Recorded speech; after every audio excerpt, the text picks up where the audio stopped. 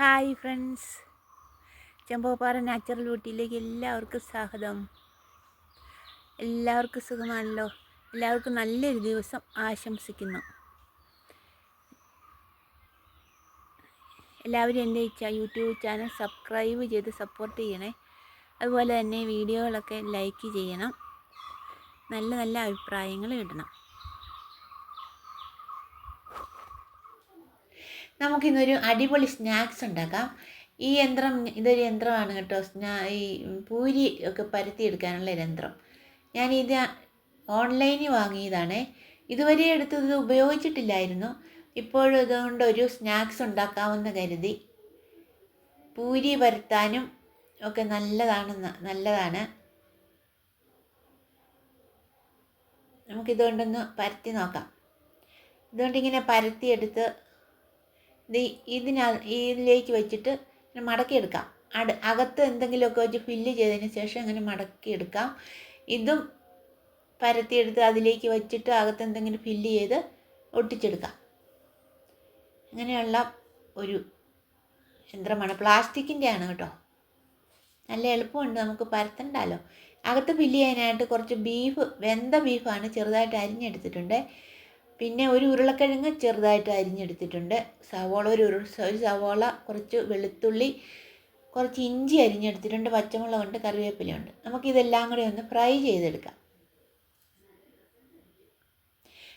മൈദ കുഴച്ച് ബോളുകളാക്കി എടുത്തിട്ടുണ്ട്. എല്ലാം ഫ്രൈ ചെയ്യാനായിട്ട് എണ്ണ ചൂടായിട്ടുണ്ട്. അതിലേക്ക് കടുക് ഇട്ട് കൊടുത്തിട്ടുണ്ട്. അതിനുശേഷം അതിലേക്ക് സവോളയും അരിഞ്ഞു വെച്ചിരിക്കുന്ന ഉരുളക്കിഴങ്ങും കൂടി ചേർത്ത് വഴറ്റിയെടുക്കാം.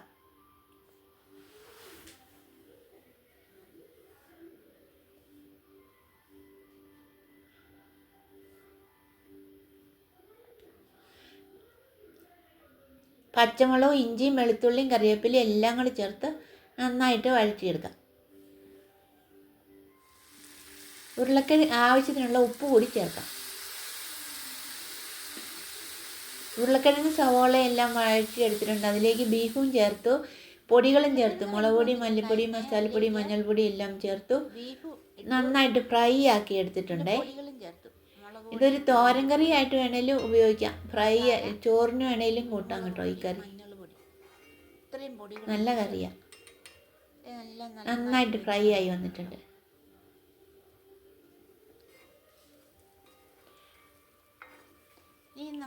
നമുക്കൊരു പാത്രത്തിലേക്ക് എടുക്കാം. ഇങ്ങനെ ഫില്ല് ചെയ്യാനായിട്ട് വെജിറ്റബിൾ വേണമെങ്കിലും എടുക്കാം. പിന്നെ തേങ്ങയും ശർക്കരയോ തേങ്ങയും പഞ്ചസാരയോ ഒക്കെ ഇങ്ങനെ ഇതിനകത്ത് വെച്ച് ഫില്ല് ചെയ്യാവുന്നതാണ്. ഈ സ്നാക്സ് ഉണ്ടാക്കുമ്പോൾ എല്ലാത്തിനും നല്ല സ്വാദാണ്.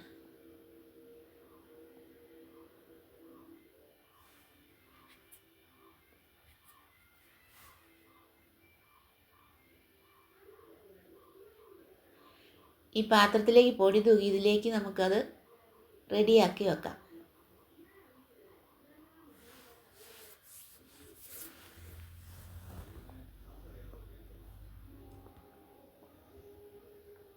ഇനി കുറച്ച് പൊടി തൂകിയതിന് ശേഷം പ്ലാസ്റ്റിക്കിൻ്റെ ആയതുകൊണ്ട് പിടിക്കാൻ സാധ്യതയില്ല. എന്നാലും കുറച്ച് പൊടി തൂകിയതിന് ശേഷം ഓരോ ഉരുളയും പരത്തിയെടുക്കാം. ഓരോ ഉരുളകളായിട്ട് വെച്ചിട്ട് വലിയ പാടൊന്നുമില്ല, പതുക്കെ ഒന്ന് പ്രസ് ചെയ്താൽ മതി. നമ്മൾ ചപ്പാത്തിക്ക് പരത്തുന്നതിൽ എളുപ്പമുണ്ട് കേട്ടോ. നന്നായി വന്നിട്ടുണ്ടല്ലോ. നല്ല റൗണ്ടിൽ വന്നിട്ടുണ്ട്. നല്ല റൗണ്ട് ഷേപ്പിൽ വന്നു കണ്ടോ. നല്ല ഷേപ്പ് കിട്ടിയിട്ടുണ്ട്. നല്ല എളുപ്പമുണ്ട്. അത് ഈ മടക്കുന്ന ഈ പാത്രത്തിലേക്ക് വെച്ചതിന് ശേഷം അതിനകത്തേക്ക് നമ്മുടെ ഉണ്ടാക്കി വെച്ചിരിക്കുന്ന കൂട്ട് ഇട്ട് മടക്കിയെടുക്കണം. ഒരു വശം മടക്കി രണ്ട് വശവും മടക്കി ഇങ്ങനെ എടുക്കണം. ഇതാണ്ട് നമ്മുടെ സ്നാക്സ് റെഡിയായി. ഉണ്ടോ, നല്ല ഷേപ്പുണ്ട് കാണാനായിട്ട്. ഇതെല്ലാം അതുപോലെ ഉണ്ടാക്കിയെടുത്തു കേട്ടോ. നല്ല എളുപ്പമുണ്ട് ഉണ്ടാക്കാൻ, ഈസി ആയിട്ട് ഉണ്ടാക്കാം. കുറച്ച് മിച്ചമുണ്ട്, എല്ലാം വേണ്ടായിരുന്നു. ഇനി നമുക്ക് ഇതെല്ലാം ഒന്ന് പൊള്ളിച്ചെടുക്കാം. എണ്ണ ചൂടായി അതിലേക്ക് ഓരോന്നിട്ട് പൊള്ളിച്ചെടുക്കാം.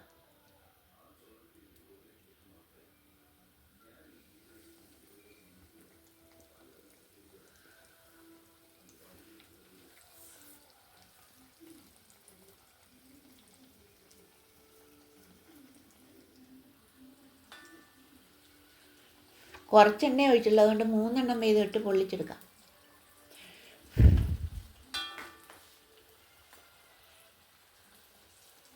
ഒരു വശം പൊള്ളി വന്നിട്ടുണ്ട്, അത് മറിച്ചിട്ട് കൊടുക്കാം.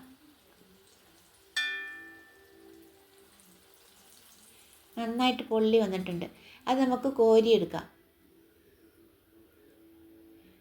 അതിന് ശേഷം അടുത്തത് ഇടാം എണ്ണയിലേക്ക്.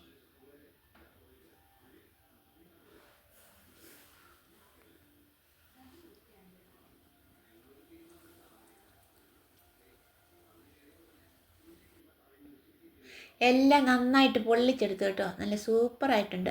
നല്ല അടിപൊളി സ്നാക്സാണ് കേട്ടോ. നല്ല രുചിയുണ്ട്. അകമൊക്കെ നന്നായിട്ട് വെന്ത് വന്നിട്ടുണ്ട് കണ്ടോ. നല്ല സൂപ്പറാണേ. അപ്പോൾ എല്ലാവരും എൻ്റെ ഈ ചാനൽ സബ്സ്ക്രൈബ് ചെയ്യണം, വീഡിയോ ഒക്കെ ലൈക്ക് ചെയ്യണം. ഇതുപോലെ ഈ അടിപൊളി സ്നാക്സ് ഒന്ന് ഉണ്ടാക്കി നോക്കണം. അപ്പോൾ അടുത്ത വീഡിയോ നമുക്ക് കാണാം. അതുവരേക്കും എല്ലാവർക്കും ബൈ.